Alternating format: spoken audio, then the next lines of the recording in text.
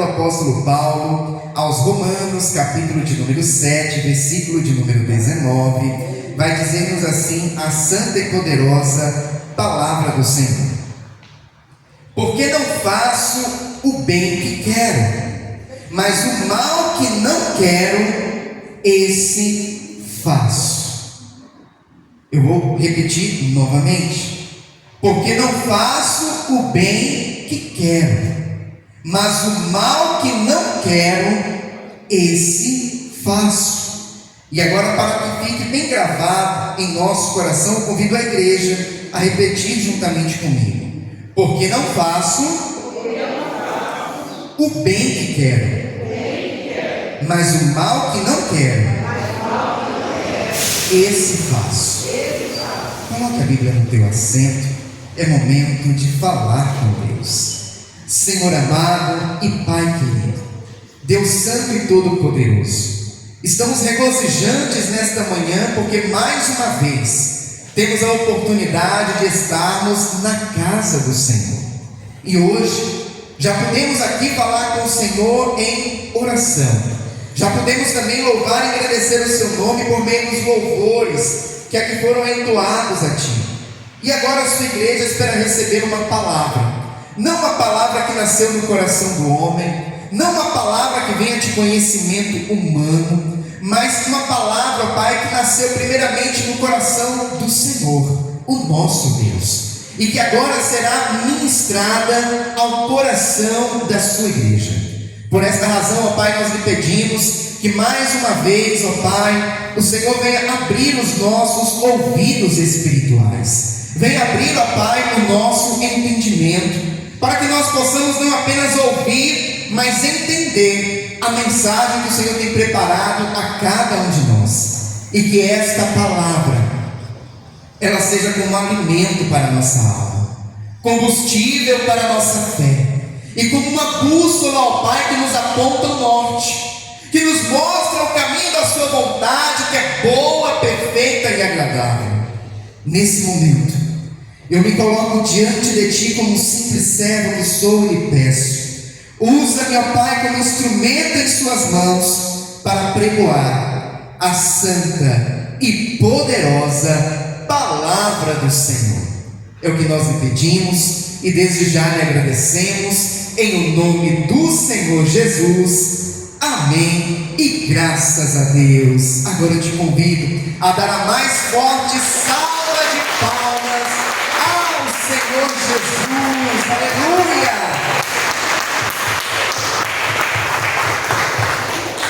Graças a Deus. A igreja pode tomar o seu assento, fiquem à vontade.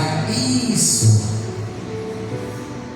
Carta do apóstolo Paulo aos Romanos. Louvado seja Deus.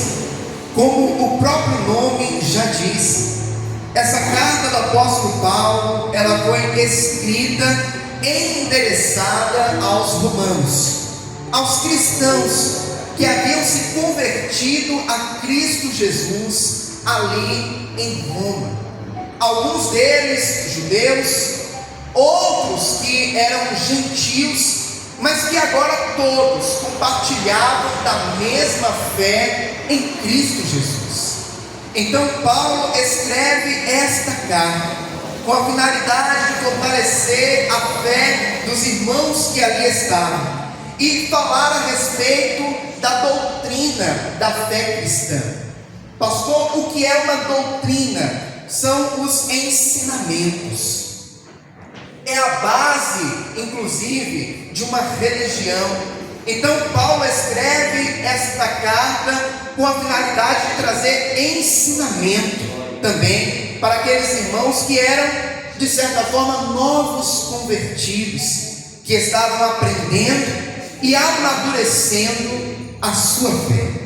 Quando nós chegamos aqui no capítulo 7 e nós vamos até o versículo de número 19, nós vamos ver que o apóstolo Paulo, ele está falando sobre algo muito real na vida de todos nós. O apóstolo Paulo está falando a respeito daquilo que nós sabemos que é o certo a ser feito e daquilo que verdadeiramente nós praticamos em nossas vidas. O apóstolo Paulo aqui, ele está falando a respeito, igreja do Senhor, de algo que faz parte do nosso cotidiano, algo que muitas das vezes gera conflito dentro de nós. E eu vou reler o versículo de número 19: porque não faço o bem que quero, mas o mal que não quero, esse faço. Nós precisamos entender que a partir do momento que nós temos um encontro com Cristo, o Senhor é aquele que começa a operar transformação em nossas vidas. A partir do momento que Cristo, Ele começa a fazer morada em nosso interior, como nós louvamos nesta manhã, Ele vem trazendo transformação, fazendo reforma, fazendo mudanças que são necessárias dentro de nós. E uma das primeiras mudanças que acontece em mim e em você é a mudança do nosso entendimento. Por isso que, inclusive, no capítulo 12, versículo 2 de Romanos, ele vai dizer: não vos conformeis com este mundo, mas transformai-vos pela renovação do vosso entendimento. Então Jesus, ele começa a transformar primeiro em nós o nosso entendimento. A transformação de Cristo na minha e na tua vida não é de fora para dentro, mas é de dentro para fora. Porque quando nós temos o entendimento mudado, automaticamente na sequência o exterior também vai sendo transformado. No entanto, quando esse entendimento ele é transformado, nós sabemos aquilo que é o correto a ser feito. Nós sabemos aquilo que é a vontade de Deus que nós precisamos exercitar, que nós precisamos praticar em nossas vidas. Só que existe algo que vai no sentido contrário, tentando nos barrar, tentando nos impedir de fazer a vontade de Deus. Pastor, e o que vem no sentido contrário?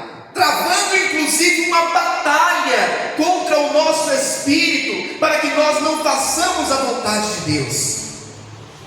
A nossa carne. A nossa carne, que ela inclusive, ela tem uma tendência pecaminosa. Constantemente existe na minha e na tua vida uma batalha entre a carne e entre o espírito. A carne, ela quer fazer as coisas da carne, aquilo que satisfaz a ela, aquilo que lhe agrada. No entanto, o espírito, ele nos leva a fazer aquilo que é a vontade de Deus. Pastor, e nesta batalha, nesta luta entre carne e espírito, entre fazer aquilo que agrada a nossa carne, o nosso ego, as nossas próprias vontades, e fazer aquilo que agrada a Deus, quem vence, pastor, esta batalha? E aqui nós entramos num ponto muito importante: vence aquele que estiver mais alimentado, aquele que estiver mais fortalecido. Existem pessoas que alimentam constantemente a sua carne, e quando eu digo isso, me entenda, não estou me referindo ao feijão e o arroz que nós comemos no almoço e no jantar. Alimentam a sua carne fazendo aquilo que satisfaz a carne. Em outras palavras, o pecado, aquilo que o mundo nos influencia todos os dias para que nós façamos, aquilo que Satanás quer que todos os dias nós venhamos praticar. Existem pessoas que muitas das vezes, mesmo já tendo conhecimento da verdade, mas não deixam de alimentar a sua carne, satisfazer a sua carne, cometendo falhas, erros, pecados que entristecem o coração de Deus. E todas as vezes que nós alimentamos a nossa carne, ela vai fortalecendo, e por outro lado o Espírito vai enfraquecendo. No entanto, aqueles que alimentam o Espírito, e pastor, como que eu alimento o Espírito?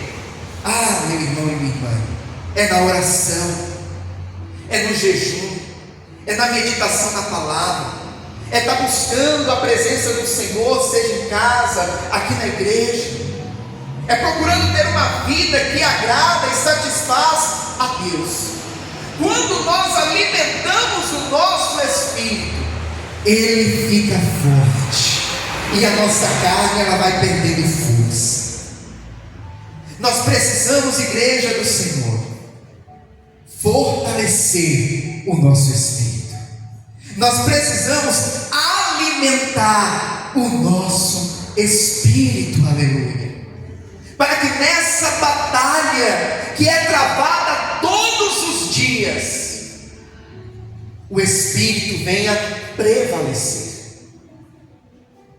Não é fácil, porque existe em nós uma natureza pecaminosa, existe em nós uma tendência de querer fazer aquilo que satisfaz a carne.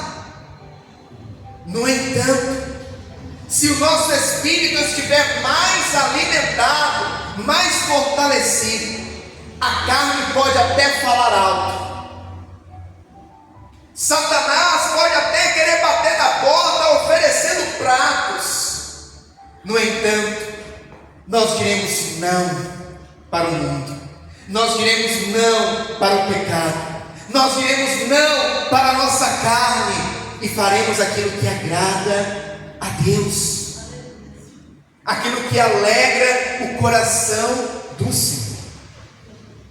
Porque não faço o bem que quero, mas o mal que não quero, esse faço. E aqui nós temos um verbo empregado neste versículo, o verbo querer. Alguém que quer, alguém que deseja algo, deseja esse algo porque sabe que ele é benéfico. Então eu entendo que esta palavra é uma palavra muito voltada, inclusive, para a igreja do Senhor, que já sabe o que é benéfico, já sabe o que é certo, já sabe aquilo que vai trazer um fruto positivo para a sua vida.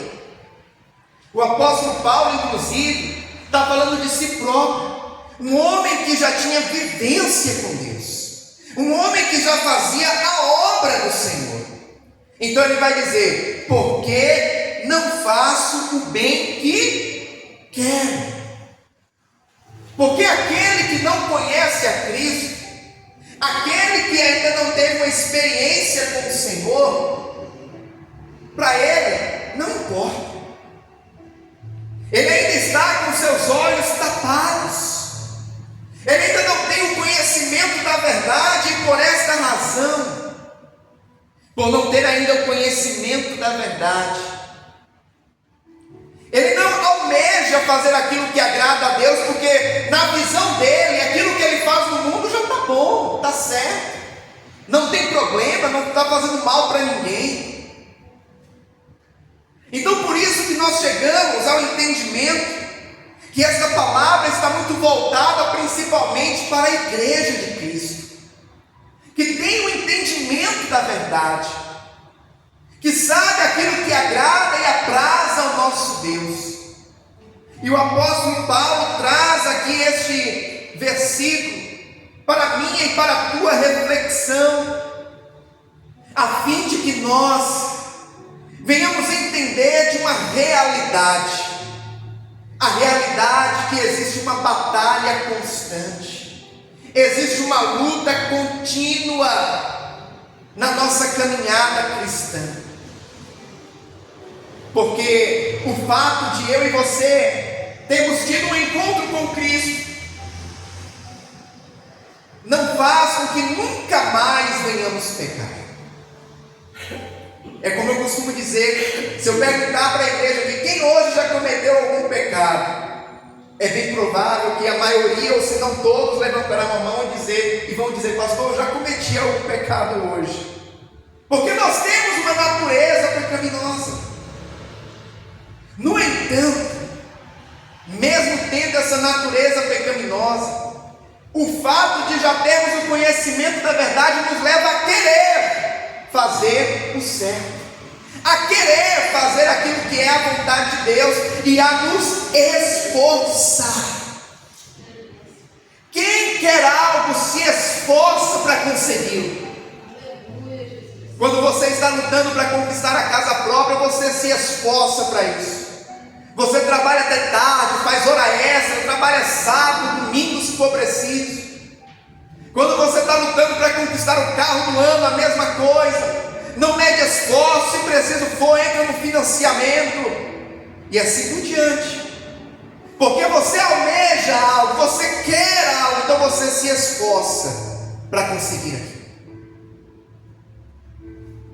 A partir do momento que o Senhor Jesus, Ele tira de mim e de você o tampão dos nossos olhos, as vendas que nos faziam com que não enxergássemos a verdade, as escamas, como diz inclusive a palavra, dos olhos, e conseguimos enxergar a verdade. Isso nos leva a querer, a desejar fazer o certo. Eu te convido agora a refletir junto comigo. Quando nós recebemos a Cristo, quando você se converteu, quando você um dia, naquela igreja, levantou a mão e disse: eu recebo a Jesus como único, exclusivo, suficiente e eterno Salvador. Naquele dia, no dia seguinte, naquela semana, naquele mês, tudo que você pensava era: eu quero fazer a vontade de Deus, eu não quero mais errar, eu não quero mais pecar. Não é assim que acontece? Eu senti por mim. Ah, pastor, mas o senhor aceitou Jesus com 7 anos de idade. Mas uma criança de 7 anos de idade já comete seus erros, já comete suas falhas, às vezes desobedece pai, desobedece mãe, fala alguma coisa que desagrada o pai, desagrada a mãe. E eu me lembro que quando eu recebia Jesus na minha vida, eu comecei a pensar assim: peraí, eu não posso mais pecar, então eu não vou desobedecer meu pai, eu não vou desobedecer minha mãe, eu não vou mais brigar com os coleguinhas da escola. Era o meu entendimento de criança, dentro da minha realidade. Só que eu estou dizendo isso apenas para exemplificar para a igreja que é gerado dentro de nós o querer, o desejo para não errar. Só que no sentido contrário a esse desejo de não errar, está a nossa carne querendo nos levar ao erro, querendo nos levar à falha. E o apóstolo Paulo aqui, ele é muito sincero em dizer isso: porque não faço o bem que quero, mas o mal que não quero, esse faço. O apóstolo Paulo, sendo um apóstolo de Cristo, sendo alguém que era referência para muitos e que inclusive escreveu quase metade do Novo Testamento, ele poderia talvez omitir isso, dizendo: não, eu faço aquilo que eu quero, eu faço aquilo que Jesus gerou dentro de mim, o desejo de fazer o bem, é isso que eu pratico. No entanto, ele é muito sincero, e ele se coloca na posição de homem, assim como eu e você, que somos falhos e pecadores, e mesmo querendo, muitas das vezes ainda erramos, mesmo nos esforçamos, ainda assim muitas das vezes pecamos. Eu acho lindo como a palavra de Deus, eu vou usar aqui uma frase muito simplória, ela não passa pano para encobrir erros e falhas, inclusive dos grandes homens da Bíblia, Moisés, Abraão, Isaac, Jacó. A Bíblia ela apresenta de uma forma muito clara erros e acertos, justamente para que nós venhamos entender que assim como aquele personagem da Bíblia passou por uma dificuldade, enfrentou alguma luta para alcançar aquilo que almejava, nós assim também nas nossas vidas temos essa mesma realidade. E o apóstolo Paulo está dizendo: olha, o bem que eu quero fazer eu não faço, e o mal que eu sei que é errado, o mal que eu não quero, muitas das vezes eu cometo. Pastor, mas e agora? O que fazer diante disso? Pastor, mas e agora? Como vencer esta batalha entre o querer e o realizar? Entre o espírito e a carne? Ah, meu irmão e minha irmã, nós voltamos para o que foi dito no início. Quem que nós estamos alimentando mais? Quem que nós estamos dando mais força no nosso dia a dia? E isso vai muito além do ambiente igreja, 4 paredes. Isso vai muito além da 1h30 ou 2 horas de relógio que nós passamos na igreja. Isso fala das 24 horas que nós temos no dia, dos 7 dias da semana, dos 30 dias do mês, dos 365 dias do ano. É lá em casa, é lá no trabalho, é lá na faculdade, é lá na família, é quando nós estamos fora do ambiente igreja. Quem que nós alimentamos mais?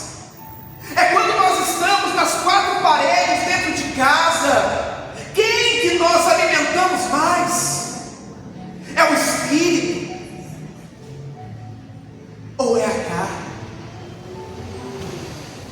Temos procurado ter vivência com Deus, ou temos vivido de uma forma relaxada, espiritualmente falando, alimentando e satisfazendo a nossa carne?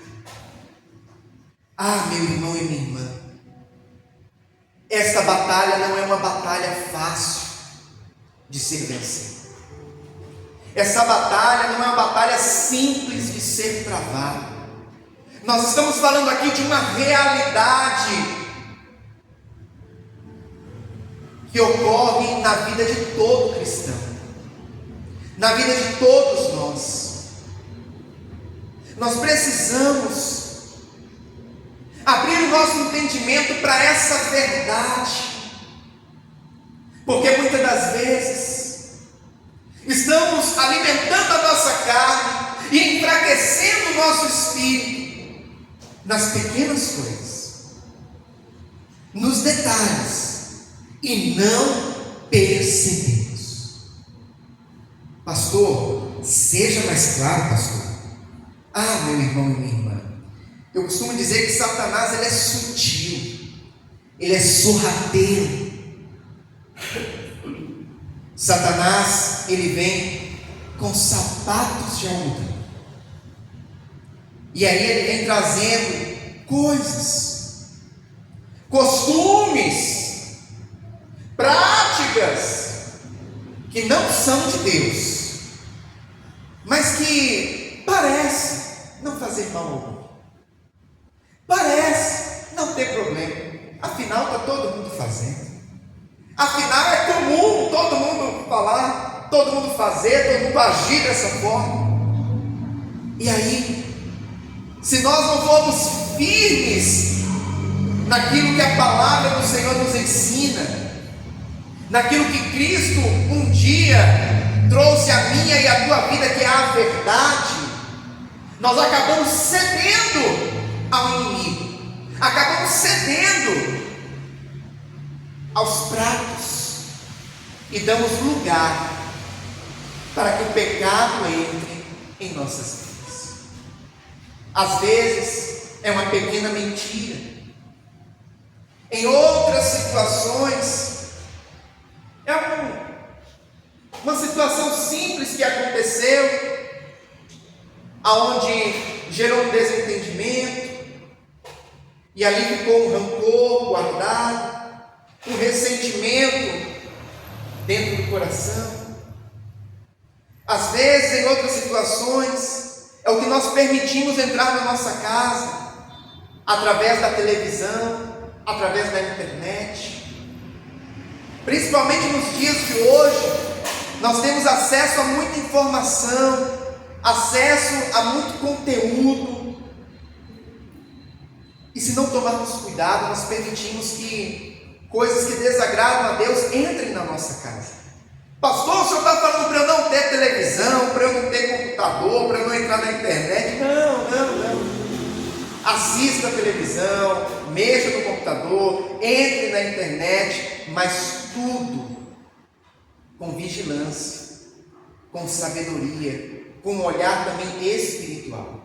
O próprio apóstolo Paulo, certa vez, ele disse: todas as coisas me são lícitas, mas nem tudo me convém. Ou seja, está aí à disposição. Se eu querer, eu posso ir lá e olhar. Se eu querer, eu posso ir lá e observar. Mas será que me convém? Será que vai agradar a Deus? Será que com isso eu não vou estar alimentando mais a minha carne do que o Espírito? Será que com isso eu não vou estar dando mais fortalecimento para a minha carne e fazendo com que o Espírito enfraqueça cada vez mais? É necessário que nós venhamos ter esse critério em nossas vidas, e esse entendimento que nem tudo nos convém, nem tudo vai nos fazer bem, inclusive até aquilo que às vezes parece ser bom, mas parece ser bom ao olhar do mundo, parece ser bom ao olhar de quem ainda não tem um entendimento da verdade. No entanto, igreja do Senhor, nós estamos caminhando para os últimos dias. Estávamos falando ali, um pouco antes de iniciar o culto, que Jesus está voltando, os sinais estão se cumprindo, a volta de Cristo é próxima. Não dá mais para ter uma vida com Deus de uma forma relaxada. É necessário que nós venhamos ter vida com Deus dentro de uma seriedade cada vez maior, um compromisso cada vez maior, porque se assim não fizermos, Satanás vai conseguir aquilo que ele tanto deseja. Pastor, olha o que Satanás tanto deseja: roubar a nossa coroa, roubar a nossa salvação.